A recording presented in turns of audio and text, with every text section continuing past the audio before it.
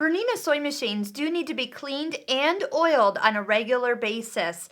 To do so, we want to first remove the thread from the machine. When you do that, if you just pull the thread from the spool right on out, that often drags some of the lint that gathers up at the needle. So often what I'll do is clip the thread from the top and then take that thread directly out of the needle, the same direction it always works. We're going to open this up and also remove the bobbin case. Set that aside. Take out your needle. Now your manuals are going to tell you to turn off your machine. If you go ahead and just unplug the foot control, your light will still be on. You can still see what you're doing, but there'll be less issues if you step on that foot control. So go ahead and do that. We're going to take off our presser foot. You can lift up the lever in the back here and then pull the whole unit down and off.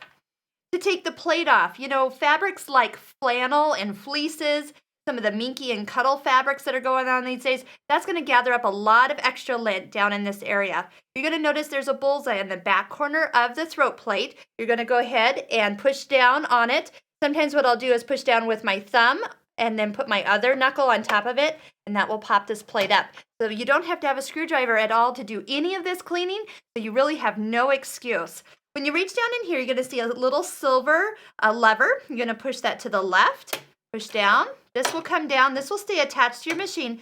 Reach into the silver part of the hook and pull that on out. This is where you're going to take your brush that came with your machine. I often use the dust it brushes. These are great because I can just swish it right on out and get the lint coming out of here. Do not use canned air. That's going to push more in than out, and we definitely don't want that to happen.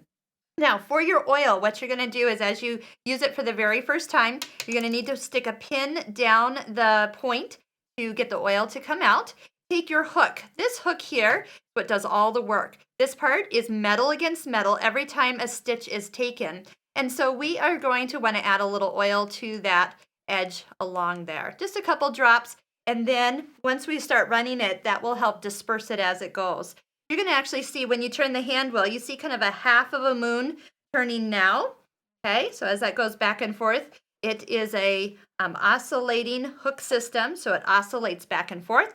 So does this. It goes back and forth, rocks. So what we're going to do, and sometimes here I'll often lean the soy machine back. This little point, this is the part that actually comes and gets the thread off the needle. And sometimes what I'll do is after I've cleaned this part too, if there's any extra lint hanging out, I'll even feel this with my finger and make sure that there's not any burrs on that. A burr would happen if your needle strikes it and leaves a little rough spot. That's something that you'd want to have your authorized Bernina dealer take out for you and make sure everything else is okay.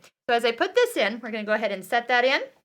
There's really only one way it goes, but it does land flush against the rest of the machine. Once it's in there, it will stay. It doesn't click or anything, but it is in there and will hold. You're going to take this, put your fingers along the bottom part of the silver, and then press back until it comes back behind the lever that you press to release this. After you get all the other lint out from underneath the feed dogs, you're ready to put your throat plate back on. So go ahead and do this. Just line up the back edge of the throat plate with the machine and then press firmly down. That's all you need to do. And then we'll go ahead and we'll put our bobbin back in. We'll put a brand new needle in after you do some cleaning and oiling. It's probably due for it anyway. And then that way you'll have you'll be ready for your next project. Use the little cutter on the door, close that up. We'll add our presser foot. I always put the foot on next and then put my needle in last. That gives me a little bit of an alignment part as I put my needle down into the foot area. Then it goes straight up into the position.